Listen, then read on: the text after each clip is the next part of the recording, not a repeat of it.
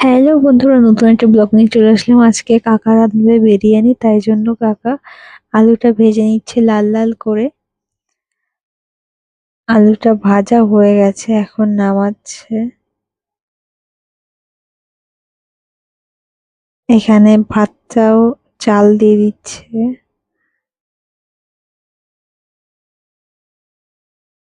এই পেঁয়াজটা ভাজার জন্য পেঁয়াজটাও দিয়ে দিয়েছে, পেঁয়াজটা ভাজা হবে আর এদিকে ভাতটাও হচ্ছে আস্তে আস্তে। আর এখানে পেঁয়াজটা ভাজাতে অনেকটা কাছাকাছি চলে এসে পেঁয়াজটা ভাজা হয়ে যাবে বলে। আর আমার কাকা এখন চা খাচ্ছে আর ব্রেস্তা ভাজছে। ব্রেস্তাটা ভাজা হয়ে গেছে, এখন নামানো হচ্ছে।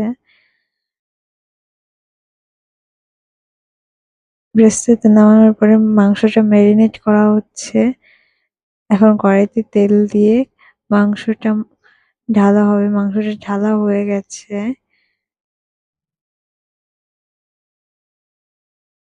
মাংসটা অনেকটাই হওয়ার কাছাকাছি। এখানে মাংসটা নাড়ানো হচ্ছে। মাংসটার গন্ধ প্রচন্ড ভালো বেরোচ্ছিল।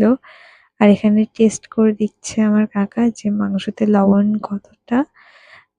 কতদূর হয়েছে।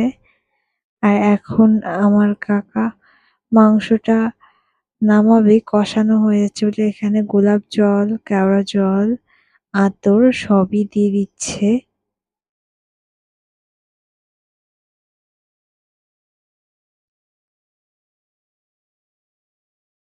দেওয়ার পরে একটু মাংসটা নাড়িয়ে নিল।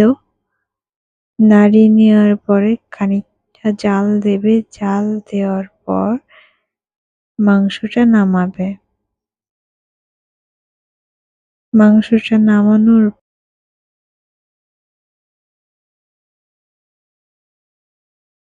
এখন ভাতটাকে সাজানো হবে হাঁড়িতে।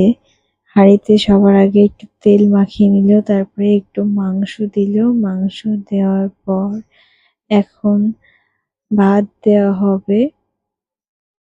তাই জন্য হাতা আনতে যাচ্ছে কাকা। কাকা হাতা নিয়ে আসার পর ভাত দেবে।